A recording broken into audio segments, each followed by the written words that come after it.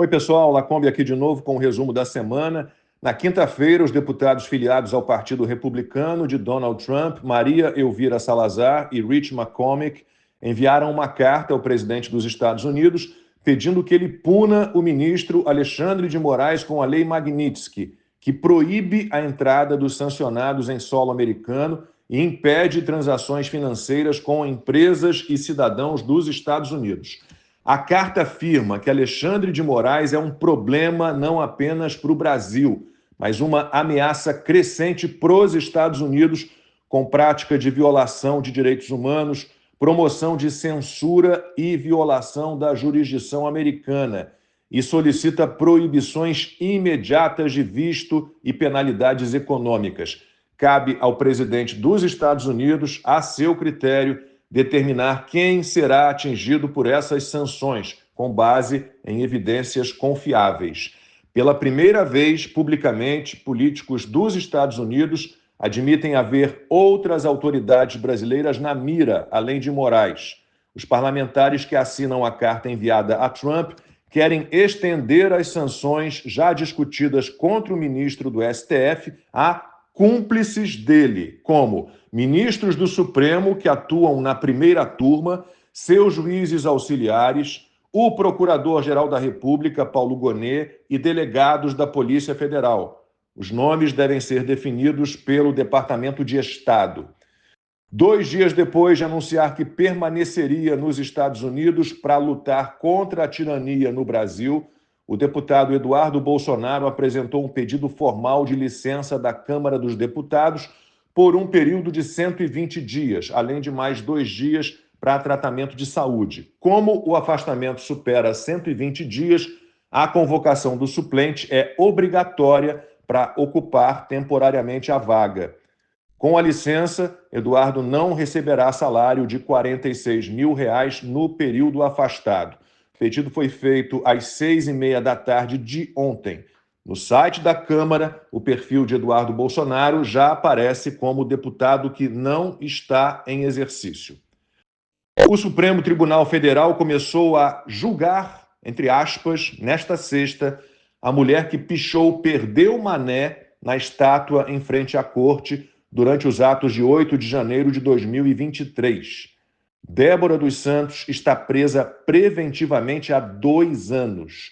Ela foi alvo da 8ª fase da Operação Lesa Pátria, deflagrada pela Polícia Federal para investigar quem financiou os atos e participou deles. Débora foi denunciada pela Procuradoria-Geral da República em julho de 2024 por associação criminosa armada, golpe de Estado, deterioração de patrimônio tombado, entre outros crimes. Em agosto do mesmo ano, a primeira turma aceitou a denúncia por unanimidade, seguindo o relator, Alexandre de Moraes. Agora, os ministros analisam se ela deve ser condenada ou não. O julgamento é no plenário virtual. Alexandre de Moraes foi o primeiro a se manifestar. Ele pediu 14 anos de prisão para Débora e citou o uso de substância inflamável, um batom. Os ministros têm de hoje até a sexta da semana que vem para depositar seus votos. Com 3 meses de atraso, o Congresso aprovou o orçamento deste ano com a previsão de um saldo positivo de 15 bilhões de reais, ignorando as projeções de aumento de gastos e menor arrecadação feitas por técnicos do Legislativo. A verba destinada para emendas parlamentares passou de quase 40 bilhões de reais para 50 bilhões. Economistas independentes consideram que o orçamento aprovado ainda está distante de equilibrar as contas do governo. O endividamento público atingiu 75,3% do PIB em janeiro e deve ultrapassar os 80% do PIB no fim do ano. O forte comprometimento do orçamento com despesas obrigatórias, como salários, aposentadorias e transferências diretas de programas sociais, como Bolsa Família, ainda é um problema a ser enfrentado e o orçamento continua dependendo do crescimento das receitas. Só que economistas avaliam que as projeções de receita estão superestimadas. Por exemplo, há previsão de arrecadação de 28 bilhões de reais pelo CARF, o Tribunal da Receita, que arbitra disputas do governo com devedores do fisco.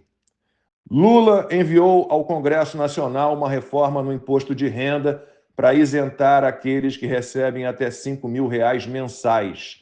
Trabalhadores com renda de até 7 mil por mês também serão beneficiados, pagando menos tributos do que recolhem hoje. O projeto prevê tributação mínima para alta renda, incluindo dividendos, que atualmente são isentos. Empresas com R$50 mil em dividendos também terão um imposto extra. O projeto apresentado pelo governo deve custar de 25 bilhões a 34 bilhões de reais. Por isso, Lula vai, contudo, atrás de mais impostos. A ideia não é reduzir a carga tributária para todos, é penalizar um grupo num movimento desastroso. Todos os países que decidiram taxar os mais ricos, aumentar a carga sobre as empresas, sofreram com evasão de divisas. Hoje em dia, o dinheiro se movimenta pelo mundo com muita rapidez. Lula vai punir todos os que, de alguma forma, geram riquezas. Vai prejudicar empresários e investidores, inclusive os estrangeiros. Na quarta, o Comitê de Política Monetária do Banco Central, por decisão unânime, aumentou a taxa básica de juros de 13,25% para 14,25%. Com essa quinta alta consecutiva, a terceira de 1 ponto percentual, a Selic alcançou o mesmo patamar registrado na crise econômica deflagrada no governo Dilma Rousseff em 2016.